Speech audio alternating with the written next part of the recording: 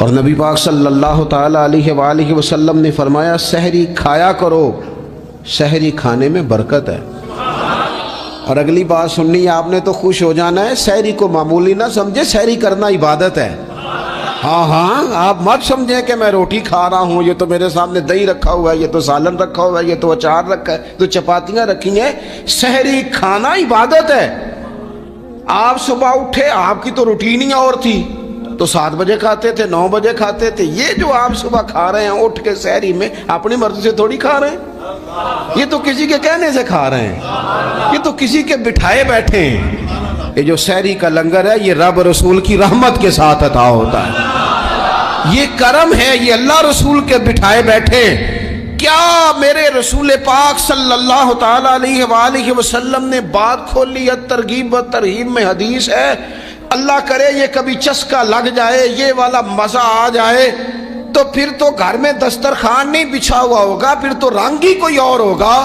حضور فرماتے اللہ تعالیٰ اور اس کے فرشتے سحری کھانے والوں پر رحمتوں کا نزول فرماتے ہیں۔ کھائی روٹی جا رہی ہے، پکا ہوا کھانا ہے، لیکن حضور فرماتے ہیں رب بھی رحمتیں فرما رہا ہے اور اللہ کے حکم سے فرشتے بھی رحمتوں کا نزول کر رہے ہیں سحری کھانے والوں پر۔ تو خوب توجہ سے، ذوق سے، شوق سے۔ اور پھر جو افطار کا معاملہ ہے، حضور فرماتے ہیں جب روزہ کھولنے والا روزہ کھولتا ہے تو جو دعا مانگتا ہے رب قبول فرما لیتا ہے۔ یعنی افطار کا وقت ایسا ٹائم ہے جو دعاؤں کی قبولیت کا وقت ہے۔ افطار کرنا بھی ہے، کرانا بھی ہے۔ مہنگائی ذرا عروج پہ چلی گئی ہے، میں بار بار کہتا ہوں، مجھ سے نا لوگ دعا کے لیے مجھے کہتے کہتے اپنے کئی دکھ بتا دیتے ہیں۔ تھوڑا سا نا افطاریاں مہربانی فرمائیے گا سیاسی نہ کیجیے گا۔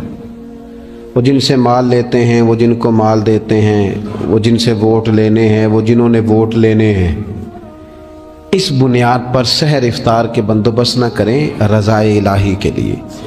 میرے محبوب فرماتے ہیں جس نے رب کی رضا کے لیے کسی کو افطار کرایا، جتنا ثواب اللہ روزہ رکھنے والے کو دے گا اتنا افطار کرانے والے کو بھی عطا کرے۔